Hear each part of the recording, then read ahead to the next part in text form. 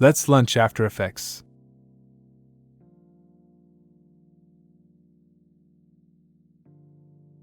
You can close this window. And for all of us to see the same panel arrangements, let's click on Default. Now, let's create our first composition. We'll name it Text Animation 2. Now let's go to 3D Renderer. Since in the previous lesson, we changed the renderer to Cinema 4D, let's switch it back to Classic 3D. Now let's go back to Basic, and this time we'll work in Full HD format, which means 1920 pixels in width and 1080 pixels in height. We'll work with 30 frames per second. The duration of the composition will be 10 seconds. And we'll change the background to black. Now let's click OK here and there. OK, now let's import the color palette into the project. So let's click here to see the project panel. And for convenience, let's set the preview screen to fit. And now, let's bring the color palette into this project. For this, double-click on the gray area in the project panel. Locate the folder we created for the lesson and enter the Assets folder. Select the color palette and click on Import. Now we can save the project and give it a name. For this, let's use the shortcut Ctrl+S. And now, let's find the folder we created for the lesson. Next, go to the AE folder we created for the lesson. And now, we can click on the After Effects file of the first lesson.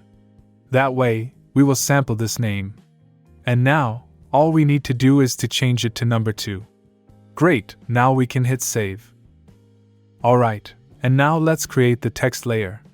For that, we'll choose the text tool and write the word swag.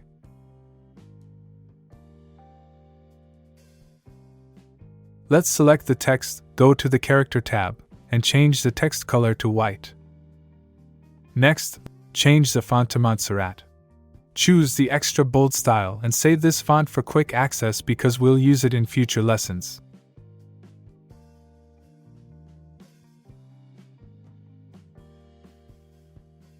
On second thought, let's change the style to black and set the size to 150. And let's press here so that all the letters are uppercase. Now let's go to Paragraph and make sure our text is aligned to the center. And the writing direction is left to right. Now let's go to Align and click here, and here, to center the layer in the composition. Now let's center the anchor point of the text layer. We'll do it using a useful shortcut, Ctrl-Alt-Home. Mac users, pay attention to how you do it on your keyboard. So let's press Ctrl-Alt-Home. And there you go, the anchor point jumped to the center. Great, so now, let's go back to the selection tool using the shortcut V, and start to animate the text. As we learned in the previous lesson, we'll animate it using the animators that After Effects offers us when working with text layers. To use the text animators, first, open the text layer, select the text, and then choose the position animator, because that's what we want the text to do, move from top to bottom. And now, the first thing we need to do is set the range selector value. That is, when the text starts or ends the animation. So let's set the position of the text at the bottom. We can change it at any stage later in the project. For now, we're just trying to see what works best for us. Let's write 120. Great! Now let's open Range Selector 1 and the Advanced Properties. Let's enlarge this panel a bit. And now, we can change the animation shape of this animator, from square to ramp up. This way, the movement of the text will start from the first letter to the last. Now to animate the text, we'll change the offset parameter.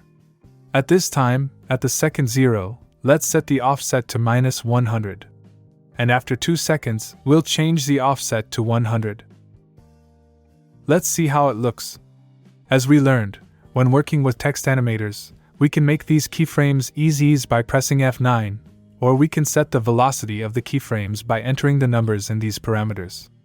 In ease high, let's write 20, and in ease low, let's write 80. Now let's make the letters return back down in a wave shape. If I simply set the offset back to -100, the letters will return from the last letter, and not from the first letter. Okay, I'll delete this keyframe, and let's see how we can do that. To achieve the wavy look, we can duplicate the animator and adjust the parameters. So select it, and press Ctrl D. Now, let's open it and adjust some parameters. The first thing we need is to change the range selector from 120 to -120. This way, the text will move in the opposite direction. Next, we need to see the keyframes of both animators, so select the layer and press U. Now we need to move the keyframes of Animator 2 to start 1 second after Animator 1. In other words, the animation of the second animator will begin 1 second after the animation of the first animator. Now, let's close the layer and reopen it to access all the parameters of the animators. We'll go to the second animator and also reverse the velocity. We'll set the ease high to 80 and the ease low to 20.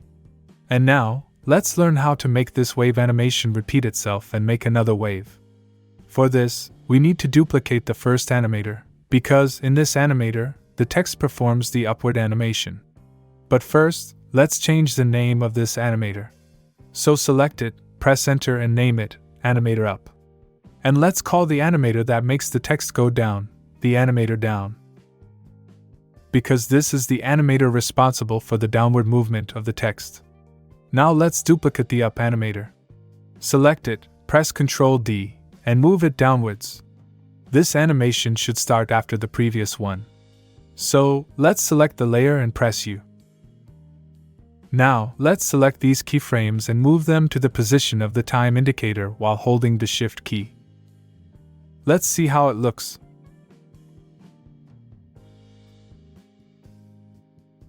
Great, and now let's make another wave and make the text go down one more time. Question: which animator should we duplicate to achieve this?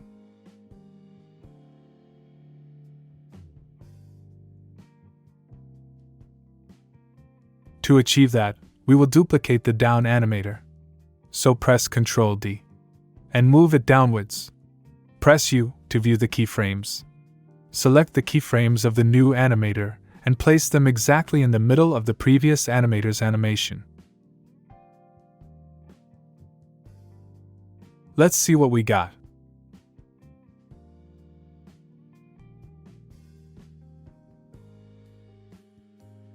Okay. Now let's make this animation play in a perfect loop.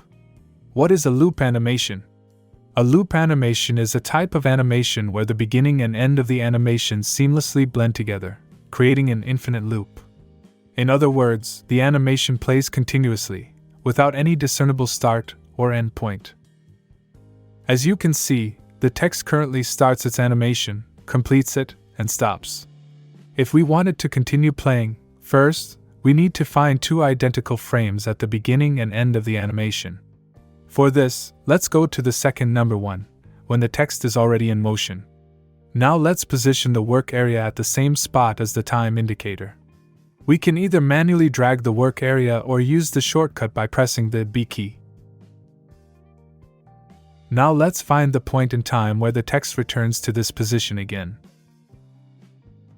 I think it's somewhere around here. To be as precise as possible, we can use the Take Snapshot function. For this, let's reach our first frame and press Take Snapshot. And now, let's try to find a frame similar to what we captured. To compare this frame to the first frame, we need to click here. It doesn't look similar. Let's continue searching. We're getting closer. Let's move to the second number 3. And there, we find the right frame.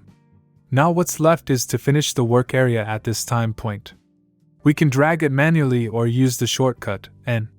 And now, when we play the animation, we'll only see what exists within the boundaries of the work area. Pay attention when the time indicator reaches here. It will immediately start playing the animation from the beginning. And because we found two completely identical frames at the start and end of the animation, we created a perfect loop, so we won't notice when the video ends and when it starts again. Now I want to show you what would happen if we set the work area at a time point where the first and last frames are not identical. Let's say we finish the work area here. As you can see, an unpleasant jump occurs. Therefore, it is very important, when creating loops to use Take Snapshot. Okay, I'll bring everything back to normal, and now we'll learn how to cut the layer. We can manually cut the layer like this, or use the shortcut Alt and left bracket. Now let's position the time indicator at the end of the work area while holding the Shift key. And to cut the layer from the end, we'll press on Alt and the right bracket. And to make the animation look more interesting, we can select the text and add some dots on the sides of the text. So double-click the text. Now click here, and add 3 dots at the end of the word and at the beginning.